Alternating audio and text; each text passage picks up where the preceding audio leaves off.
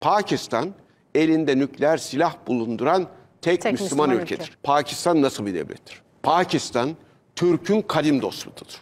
Kurtuluş Savaşı'nda hani Hindistan'dan yardım geldi deniliyor. Hindistan'dan, o zaman Hindistan Pakistan da demek.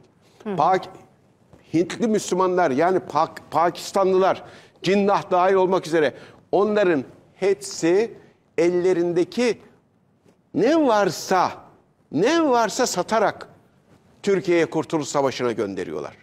1974 Kıbrıs Barış Harekatı. Arkamızda Pakistan var. Ambargolar uygulanıyor. Arkamızda Pakistan var. Bakın ben görevde... Azerbaycan Savaşı'nda da Pakistan. Azerbaycan Savaşı'nda da Pakistan. Azerbaycan Savaşı'nda tabii Azerbaycan'da, Karabağ, ya bütün hepsinde Pakistan evet, şartsız destek sağlar. Bakın ben size bir örnek vereyim.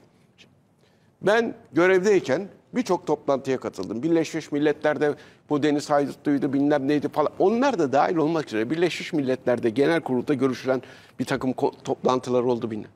Orada var ya, sadece Pakistan geliyor, başka bir konuda olsa, sizin görüşünüz ne diyorlar? Bizimle ilgili bir konu varsa. Bu. Tamam, bizimki de bu. Bizimki de bu diyor. Evet. Veya Türkiye kendisi konuşmak istemiyor, Pakistan'a söylüyor. Pakistan takır takır çıkıyor konuşuyor.